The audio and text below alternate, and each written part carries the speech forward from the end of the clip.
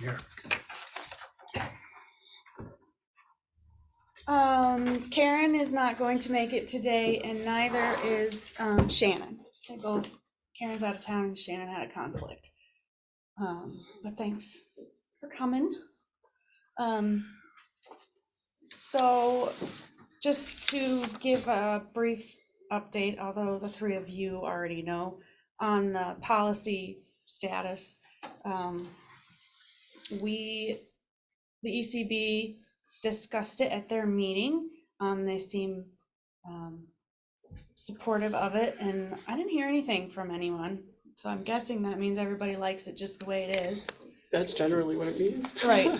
That's what I take silence to When you mean. say likes it, likes the, So when I went to the ECB meeting, I basically asked, one, can you review it? Two, is the ECB in general in favor of co-sponsoring this as a joint effort between this open space group and the ECB? And then I asked to come back in April for a motion and a vote to do that officially on record. And then after that, we would prepare a resolution and see if it's something the town board would like to adopt officially as a document of the town. you're talking about the Policy. open space protection policy and procedures. Correct. Yeah, sorry. And that was March 2nd. Yeah, and I haven't heard anything since. I mean, I've got 3 ECB members right here, but so yes, I'm taking silence to mean they're supportive, and I'll come back in April and ask for your official blessing. And Sounds good. and then that will be in the hands of the board, and then it'll be a nice, if they want to do it, we'll just have a nice official document, and then we'll go from there if anything else is to come out of that. I missed that meeting, but I was very glad you were there. Yeah, I mean, I assume there would be a similar feeling about it in your ECB group as in here. So I mean, everybody kind of is on the same wavelength, I think. Yeah.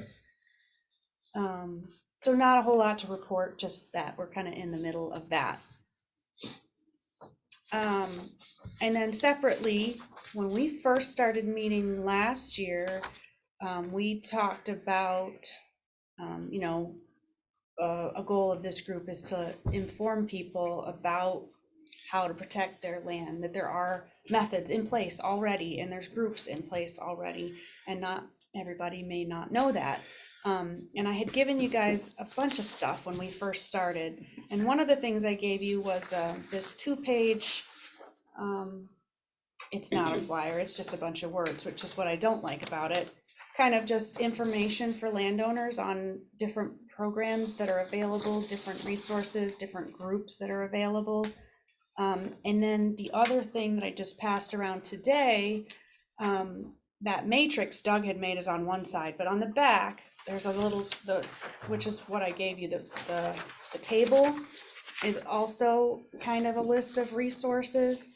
There's websites and names of local or not local organizations that work with landowners to protect their land. And then, we talked about once the policy work was done, that maybe we could make something that was sort of a combination or simplified version of these items that could maybe be mailed out to landowners that meet a certain criteria that we would decide, like landowners who have more than 5 acres of undeveloped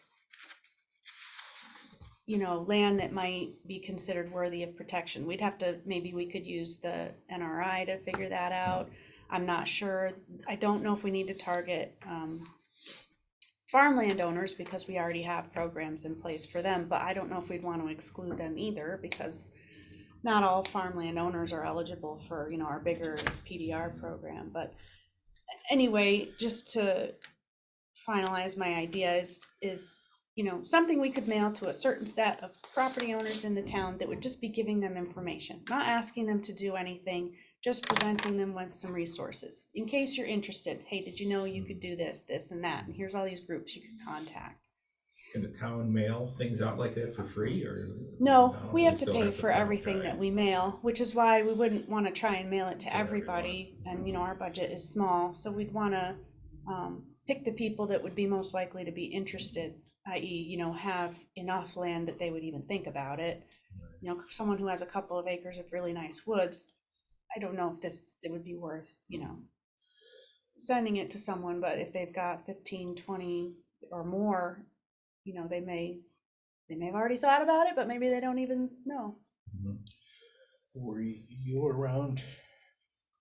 How long you been here? Since 2015.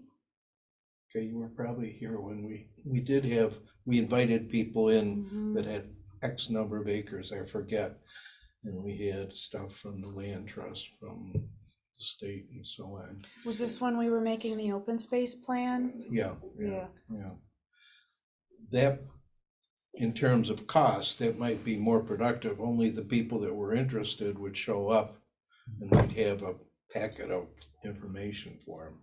Because 90% of the people we would mail stuff to would throw it away. Maybe. That's a risk, yeah. Could we do some combination, kind of plant the seed, so to speak, with the mailing? You- And then if Yeah. interested, you know, more information. I believe what Chris or whoever it was, they can do a search for, you know, landowners of more than 10 acres or Oh, whatever it yeah, was. Yeah. we you can pick do a any sort. Yeah. criteria we want and use Encore to spit a list out. As long as there's a data layer with the information we're looking Yeah. for, acreage size. We even have land cover. We have that layer, ecological true. communities. We have obviously zoning district, but that's, you know, pretty non-specific. It's a miracle of automation. You can Yeah. sort for those things. Databases, yeah. Yeah, and we can get out a list with mailing addresses. I mean, preferably the list would not be huge, right? Right, Because then that's my then point. we might You just could narrow it down work to ourselves right out of a people that project are that's too true big. prospects as opposed to spending too much sending Yeah. people that And are. I haven't even really gotten permission to do it. I just wanted to Yeah. have the idea. Yeah, I think we make the information available no matter what, sure. but I wanted to have the idea kind of solidified before I said, hey, can I mail some stuff? Can I spend some money? So that was a process you did with the agricultural easements? I think that's kind of where I got the idea is when, I mean, this is different, right? Because the agricultural easements is through a program with the state and it's, you know, there's money involved and it's something we do on their behalf. But to get the word out, you know, we mailed this one-page flyer out to all farmland owners who we thought would be eligible for the project, like who had enough land, who, you know, who we thought it would work for, and that's how we made sure they knew about it. So I can't remember how long that list was. It was not huge. It wasn't extensive, because we did a 50-acre minimum. That's actually, the minimum is a lot lower now, but at the time, it was a 50-acre minimum. Yeah, so it was not a very long list, but I mean, it was effective in getting people interested. I mean, the one year we did it, we got like 12 applications in, and we only can submit 1 or 2, so. You know, guys, this could be good timing or bad timing, but you could send, you know, if this thing goes out sort of concurrent with the reassessment, Well, it might help people who are being shocked by how their assessments are going up, that they have some options as far as how they can lessen that burden through one of these programs. good point, Chuck. Yeah, and there are tax benefits to having a conservation easement on your property. But I believe it's an income tax credit It is an income tax credit. with the state of New York anyway. It's the loss of, again, you have to have people that are working and people that have investment assets, because it's a capital loss. Your 100 acres that could have been 100 individual residential lots are now 100 acres of squirrels and woodchucks. it's worth a lot less, but you've got to convince the IRS, you've got to tax. Yeah, I thought if you committed to conserving land, that your assessment would be less and therefore your taxes could be less.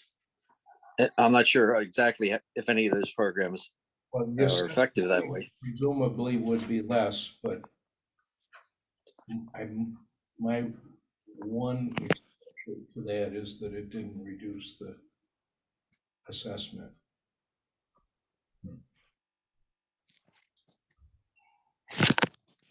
And the information on that is on the back of this sheet. I'm sorry, I didn't print any out, but I don't know if you guys saved things, but you did get this last year. I had taken information from the New York State taxation website verbatim. I didn't change anything and put it on the back. Well, who could answer that question about the assessments if we did grant an easement with the town? assess that We'd property have to ask the differently? assessor if that has any impact at all. Yeah. I don't know. Hmm. The only thing I know about the assessments is that, you know, they look at market value and stuff. So I don't know how much of an impact having an easement would Yeah. affect your market value. I mean, for some people, maybe Yeah. it would make it less desirable. For some, it might make it more. I don't know. Which brings up, when are the new assessments coming out? Aren't we running out of time? I think the roll is due. I think we usually put it out in June. No, wait a minute. Mm, The bitch day is the third Tuesday in of May, the end of May, May. so it's gotta come out. yeah, I think it's coming out sooner from what Paul had said. I would I think- don't know. I Michelle. don't personally like that letter. Get ready for it. But I would think we'd wanna get them out as soon as possible, Yeah, I don't know. because the That's assessor's gonna go nuts with people. Right. The complaining. appeals. oh, you're on the Board of Assessment Review now. Right, too. that's why I want them to have a lot of time to hash it out with the assessor. I don't know the schedule on any of that. Okay. You'd want to ask Michelle or Paul. Yeah. So I won't say in a nutshell because I can't talk in a nutshell ever. So in my long explanation, that was my idea. Come up with a better version, something with less words, but still useful information that would be no more than like front and back that we could, at least on paper, give to people and then also have it digitally available. I know we talked about this last fall and then we kind of put it on the back burner, but overall, what do you guys think? Worthy of our time? Yeah, I do. we should have information / packet available, yeah. And I mean, of course, there's always more information we can give. But initially I was like, what we really liked about the agricultural one is we got it all on one page, just one side of one page, and it was nice and easy. You could hand it to people and it wasn't overwhelming as far as how much information. Of course, this isn't everything, but it was enough to get people an idea of what it was. I mean, and this isn't the same thing, but the idea of something shorter that's interesting to look at, that they could at least get a glance and say, oh, I want to learn more about this, or, Right. you know. I think maybe if you had like a little trifold that just like bulleted these items, Like And make a then- brochure. yeah, and then send people to the website for more information. Because then it will keep people's eyes from spinning, because people really don't like to read. No, I mean, nobody really wants to look at this. I made it as concise as I thought I could, but I'm not good at shortening things. Some But- pictures. Yeah, sorry, Chuck. I know you can't see what I was talking No, about the 2 No, page. I was saying if you add pictures to it, it would Yes. help the attraction.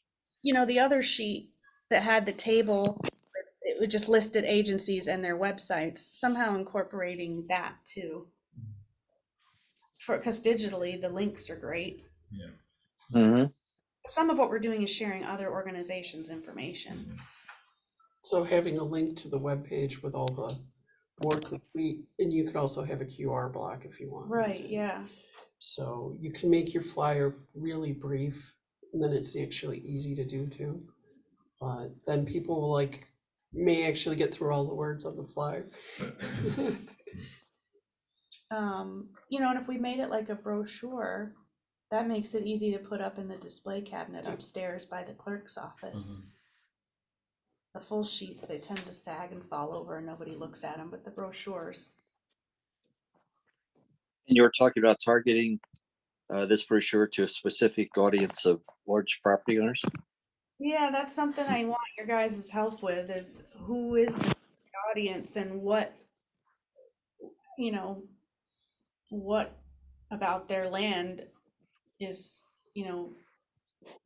checking off the boxes of the criteria. And of course, if we're sharing information for other agencies like the Genesee Valley Conservancy or whoever, or the Finger Lakes Land Trust, then that's not really always going to matter because they have their own list of criteria.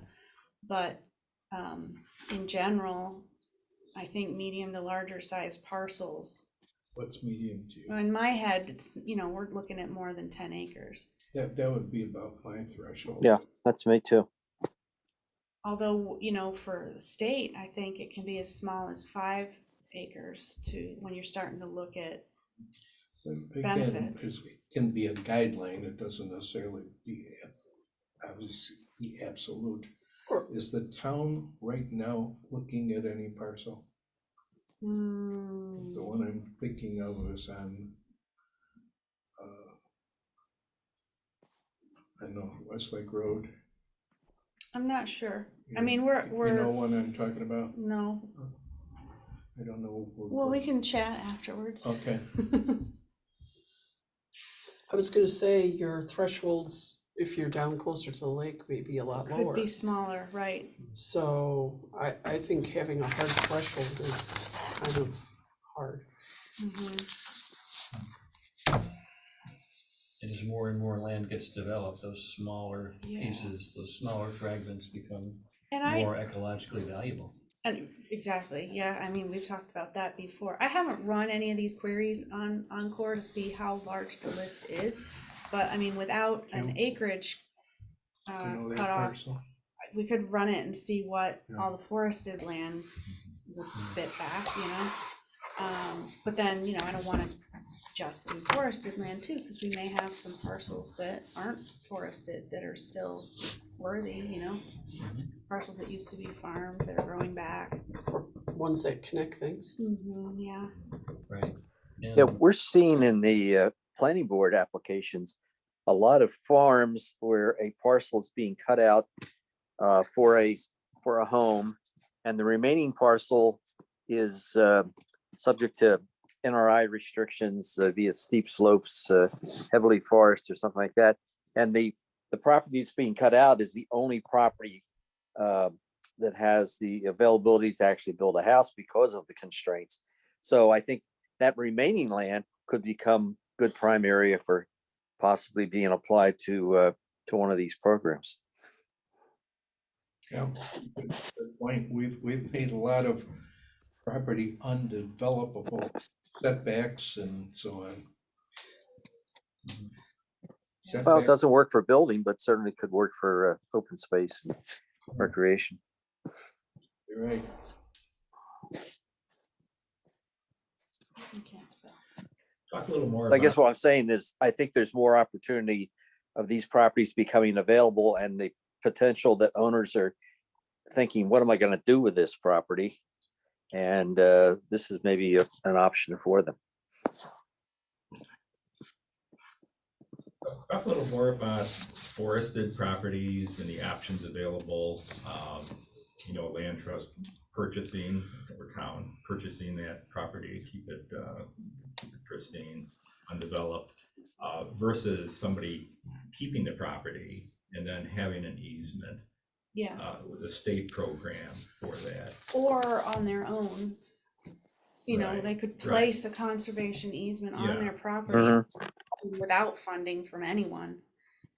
But having to grant public access. You don't have, I mean, that's a choice of the Okay. landowner, unless it's an agreement with like the Finger Lakes Land Trust or something, and with that, they probably, Okay. have Yeah. their own. But as far as I'm concerned, my goal is help people to protect their land if they want to, whether or not it's open to the public. I think, like, if the town was interested in a particular piece of land, and they wanted, you know, say the board said, hey, we want to buy this, then that would be the goal, right? They would want to buy it so that the town could use it, like we did last year with the parcel just north of McJanet Park. The town purchased it, it's gonna become open to the public for, you know, passive use. But that's for outright purchase. I mean, as we know, the town does hold easements on land that the town does not own. We just enforce it. The most recent example is the farmland on Sand Hill Road. It's privately owned, it's not accessible to the public in any way. We just enforce the easement rules, which are, you know, you can't develop Yeah. it, you know, it's just for farming and. So for wooded parcels, it might be, they could still, you know, develop it for some timber harvest if it was properly managed I thi- versus leaving it. Yeah, well, and it completely depends on untouched. who's holding the easement, right? Yeah, I think there was a state program in the works, I heard, but I don't really know if I've heard anything since. I haven't seen anything about it, but even the state program for farming, if the parcel is, you know, a large parcel that has some crop farming, but they also have some forest land that has a timber management plan, right. ag and markets will still allow you to include that in the one thing, and they do allow, you know, timber production. And I don't know, they require a management plan, so they, you know, it has to be, it can't just be, hey, we're just gonna cut it all down and call it a Sure. timber management plan. Yeah, well, that's really, I mean, I have neighbors, it's actually in town of Bristol, not Canandaigua. They did a clear cutting recently, and it was an example of somewhere where, you know, perhaps if an easement had been offered and with more selective cutting, it would have been better for everyone. Yeah. You know? What were the rules on the PDRs of, like Dennis Money's land? Didn't he apply, but He- it was all forest? He so it did, didn't- yeah, so it wasn't a good candidate for the farmland protection grant. But again, I was still waiting to hear if the state was going to develop a program for people like Dennis who have forested land, and it's working forest land. He does maple on it, he does cut some timber, and he has a management plan that he did with a state forester years Right, ago. right.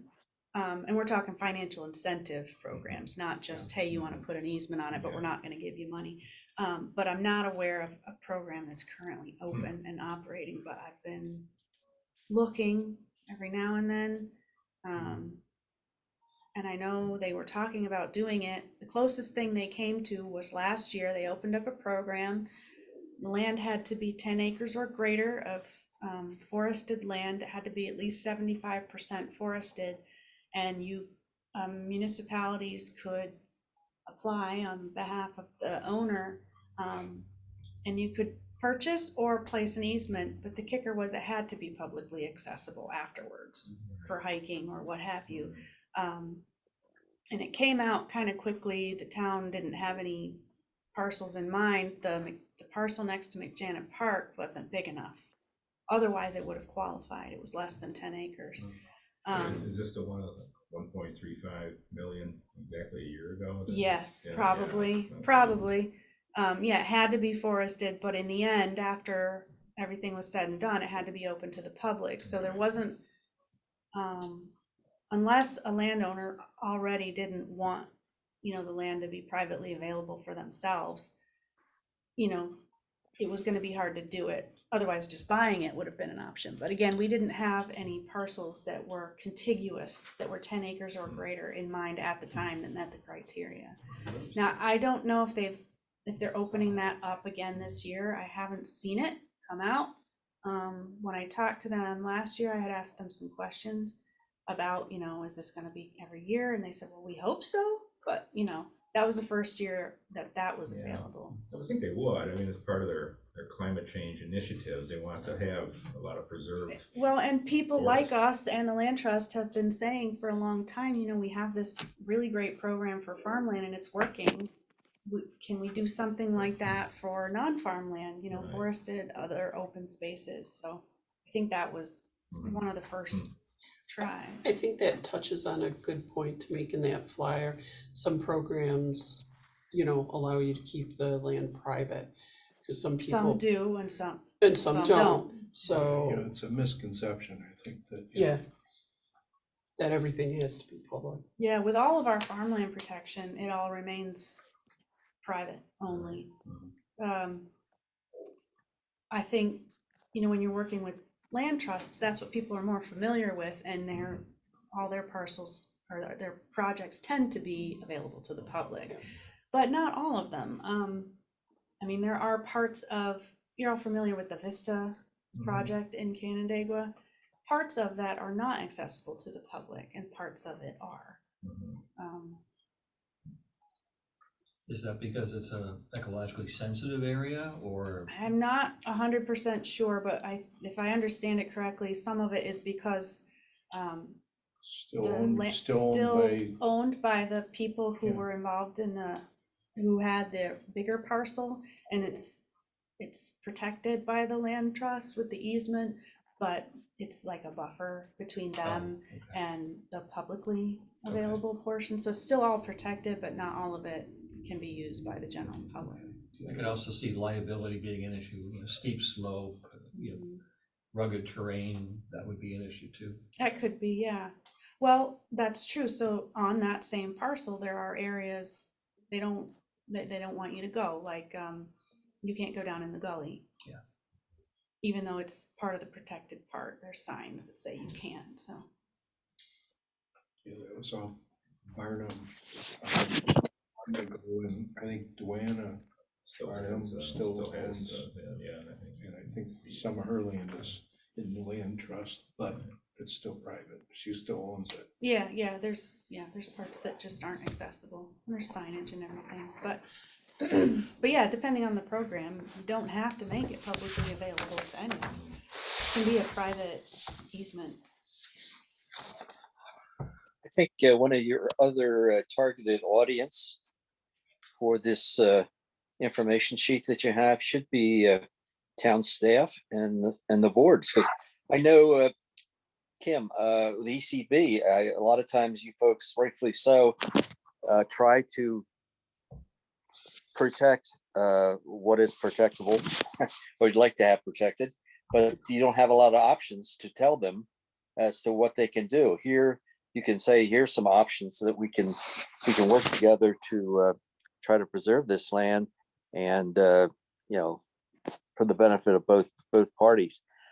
I'm sitting here thinking, we just went over in TRC the other day an application on Grimble Road where it was a large lot. It had floodplain, it had wetlands, it had steep slopes, and the guy wanted to build a house, and the house sort of sat up on an island on the top of the hill, and I think he was going to subdivide that area out from the balance of the property, but the rest of the property be nothing but steep slopes, woods, floodplain, and maybe that's you can offer an option to him that this is the way that you could potentially handle that remaining parcel or property going forward. So I'm just sitting here thinking out loud, but I think the staff, Shauna and her group should know what the programs are available when people come in to see them with pre-app meetings. And then, of course, the boards and the committees know what's available in terms of being able to offer that option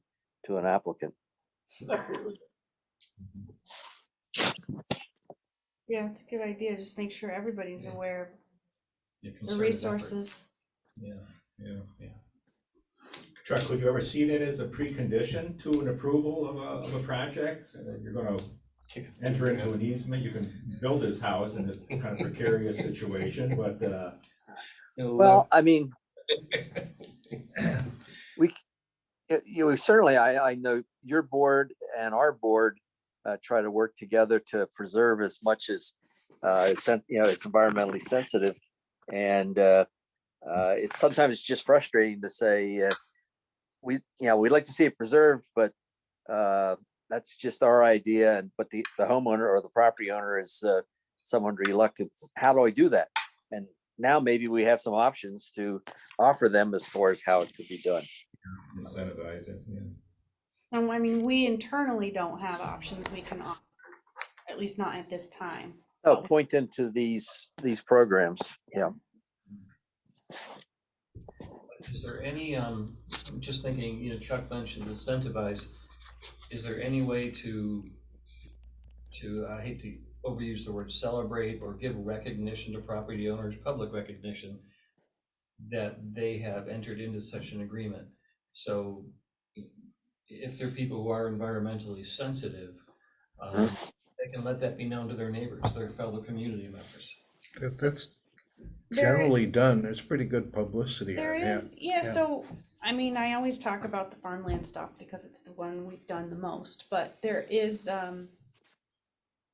there are signs that the Genesee Land Trust created like a template for these signs that they have started to place in front of properties that are protected through the Farmland Protection Program that they use, that we also use. And they're these like cast bronze signs that look kind of similar to the state blue markers, around a similar size, and they say, you know, this farm was protected, and then it lists the name of the farm and whoever did the easement, so Genesee Land Trust, and the name of the program, the Farmland Protection Program. We in the town, we haven't done that yet. The signs are kind of pricey. They're around $2,000. Yeah.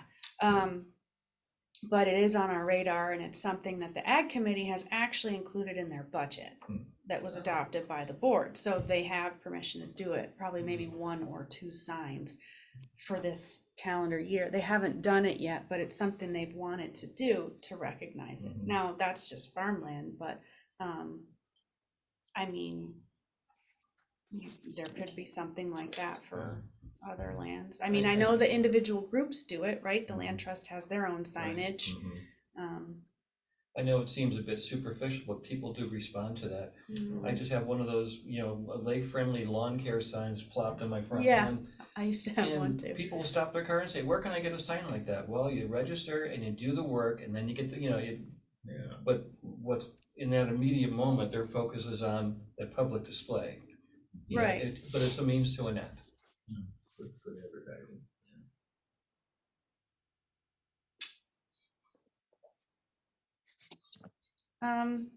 Okay, so I think the first thing is to try and create and decide what's included on this flyer or brochure. And so I guess what I would ask from you guys is looking at what I made plus anything you know or you're aware of. I guess I'm looking for a little help to narrow it down and pick out what's most important to put on there. And then I can start putting something together, and I'll take any help anyone wants to offer as far as what it might look like or how we want to lay it out. And then, you know, get some sort of a draft put together, because again, like on my own, I end up putting too many words on it and no one wants to look at that. Do you have a counterpart in Tompkins County? I'll bet you they've got all kinds of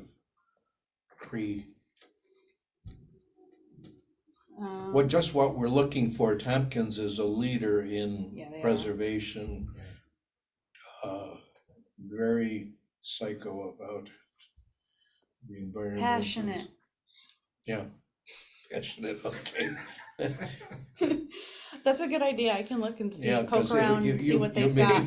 we may knock ourselves out doing something that's already there. Although putting together a brochure like this isn't gonna be tough. No. I might know someone who's good at doing But the graphics. But the I money. do have InDesign and all the Adobe suite, so if you need help with that. I don't know if you guys know, but Kim is very good at this kind of thing too. But when you read the 4 or 5 page thing from the land trust, there's always a hell of a lot going on in Tompkins Yes. County. And a lot of that is thanks to the land trust themselves. Yeah, And if but there's a lot of money in there, a lot of tree huggers there. Mhm. what they call Ithaca, 5 square miles surrounded by reality. I love it. Love it. So if you guys want to, I mean, we have 20 more minutes. We could glance through this really quickly. Or, if you want to send me back some suggestions based on what I put together and other additional ideas, that would be helpful. And that way, when we meet in April, I could have a rough idea of something ready to look at. Yeah, I would really suggest, like a name and then like just a short sentence to give people an idea. And then all of that can redirect to the website for more information. And then live links, And a quick rationale, Quick, appeal to their, their inner eco person. And I guess I should have started with this. What is the end result we're looking for with this flyer mailing information? Just a condensed source of information. What would we want to happen as a result? ideally more people would take advantage of these programs. Pique their interest enough to want to know more and actually interact with us, communicate with us. To their benefit. Yeah. Right. I just wanted to make sure it wasn't just me thinking, along those lines. So, yeah, okay. So we all agree it's a good idea. It's mostly just sharing information, making people aware that there are resources if they're interested. I can reach out to some of these organizations that we're going to put on here and make sure they don't mind. And if they may actually say, oh, we'll point them to this site or this link or this person, I'll let them kind of help provide some of the information that we'll share. When I went through it, the only suggestion I came up with is there, where you've given websites and whatever, a target, whatever you called it, that gets you to the federal deductions or benefits. Yeah, and In other words, we've got New York State, but not the federal. And there well, when I may be looked, there some hidden- really wasn't a lot of information out there for that. I also found out through reading some stuff that there's been some abuse of the program at the federal level. That's because of our former president. Like people, like or companies.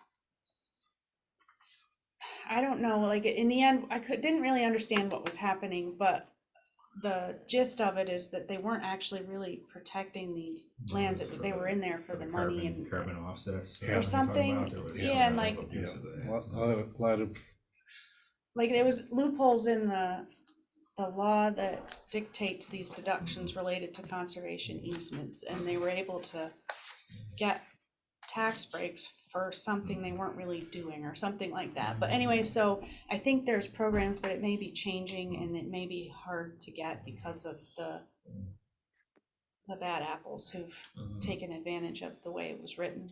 So that's why all I wrote was there might be, talk to your tax professional. I think listing benefits, Yeah.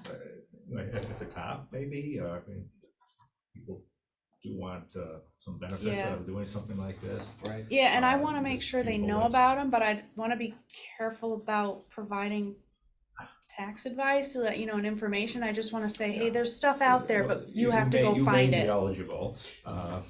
Well, again, people like where they can just click on something and it takes them, Yes. so they don't have to do the search. Well, and the one Yep. thing about the New York State stuff is they have pages dedicated to this, and I found 3 different links that were helpful.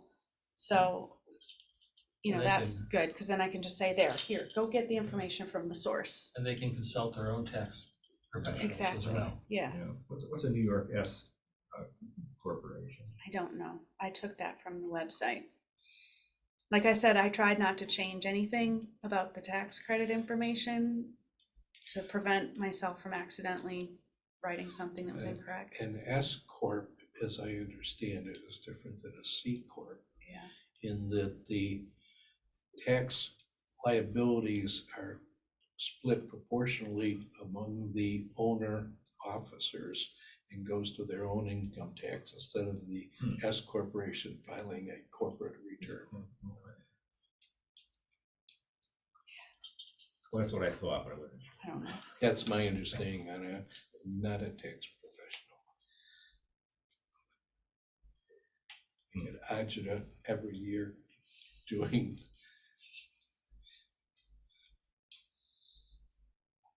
All right. Okay, I think I've got some information I can start taking and putting in something that's more attractive than that.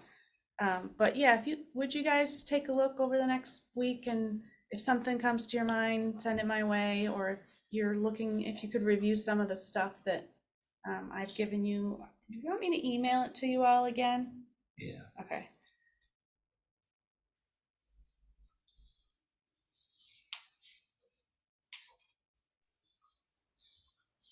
And if you can glance at that and give me some feedback on what to include, what not to include, changes you might make, or if you've got any ideas of other resources that we haven't listed, other organizations. I don't think I have like Ducks Unlimited written down, and Doug said he thinks that they've got some easements in the town too, so. Yeah, they do. I'm trying to think what the road is. Cooley Road at 5 and 20. Name was Morrissey. She had some wetlands. Amy? Amy Morrissey. She's 4-H, or well, I But think no, she's retired. but- when she subdivided the farm, there was some wetland to the west on her property that she was getting paid by Ducks Unlimited or somebody like that for. Yeah. Yeah. All right, well, this will be good. I'm gonna check into some of these, like with DEC and stuff, and see if they have any chatter about programs this year. It's about that time of year when they would be opening things up. Which brings up, do we the town finally own all of Ananda yet? Not yet. I have no information Isn't that awful? or explanation. Well, nobody does. It's just the, talk about the state dragging their feet. I guess it's not a priority for them. No, we don't. A special events committee was meeting this morning and they said the same thing, because they would like to plan like a ceremony or Right, a celebration when it's finally ours, and it's been years in the works. We were really excited when we got the okay, not knowing Three it was years gonna ago. be years later that it was So finalized. some of it's been transferred, but, No, okay. we got the, yes, it's approved, the legislation had to be enacted and everything. And that was proved, but actually going to closing, between the state and town, it hasn't happened. Just the lakeside portion of Ananda Park is owned by DEC.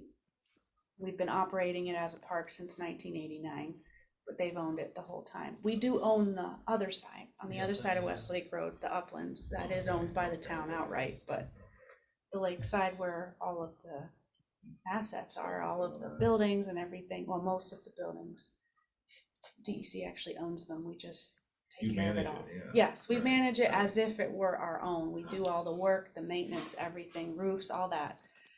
It's just, we don't actually Yeah, own it. because we have bids out, don't we, for the cabins, to repair some of the cabins in the hall? Yeah, we're replacing, and I think a couple of cabins this year, we're doing some more roofs. And I mean, we've been course. doing that since '89, when we made all Yeah, the, but yeah, I think this is a real capital project this year, which is good. I mean, they certainly need a freshening up. And it's a wonderfully used town oh, asset. yeah. Yeah, definitely. Get your reservations in. I know, they do, they book out. Fast. Sarah, one other topic, how's Barb making out with the updating of the maps? Uh, Is she working on that? I think she's waiting for direction from us, which I'm not sure we ever really came to a good consensus on it, and especially after Doug reminded me that, you know, creating a whole new map might be, Restrictive. I mean, maybe we don't need it. He was Yeah. reminding me that we can't really change these maps. They're all part of plans. That would be changing those plans, you know, which isn't really necessary. But like if we wanted to update maps, and I know we did talk about updating some of the maps. that have Or consolidating? information. Yeah. Yeah. So I think really she's waiting on direction, and I was kind of waiting for permission, which we kind of have now officially. The board did say, you know, they want this team to continue doing what we're doing. So technically we do have permission to start doing more now. The one that I really wanted to see updated was the one that shows all the protected land, because it doesn't show our most recent and the Finger Lakes Land Trust's most recent farmland protection. Mhm. And also the Vista project is not on there either. So we did want to update that, but you know, we also need to add in the parcel next to McJanet. I don't know if it's just going to be in we're just going to call it all McJanet Park. We haven't figured that out, so I just keep calling it that. But that one's kind of an easy fix, you know. Lot line change, that's all. Yeah. So that probably would be the first map. The other one, you know, we were talking about when I talked to Doug about doing it. I need to look back at the notes I had from when I spoke to him, but the That work, could be the topic of a future meeting, but I was yeah, just, the work that was done was good, and we have all those plans to use. I guess his idea was, well, we have all the information. Just because we would do a map differently doesn't mean that we want to replace it, because it's part of our plans that are established and adopted that we still use. And so he said it's still worthy the way it is. You know, do you really want to redo it and try and like replace them, or do you want to focus on using all the information we have based on the maps that are already in place, without trying to recreate it? So I got to look at the notes I have from when he and I talked, but I left thinking, okay, well, let's focus on updating that one. Yep. And then we're kind of waiting around in this gray area of, you know, am I allowed to use the budget to get that map fixed or not? So I would think it would be something, be pretty brainless way to do with, yeah. you know, just And change the when- color, well, change when the Barb color of a came in, parcel, yeah, When Barb came in, she said that would be a really easy yeah. fix. yeah. I mean, technically it is part of the comprehensive plan, but it would be kind of like I don't know, just an addendum or something. Yeah, How old is the forest protection? That one is from when we did the open space plan, so it was 2018. Okay. I mean, it was probably put together a little bit before, but the data layer that it's based on hasn't changed since 2002.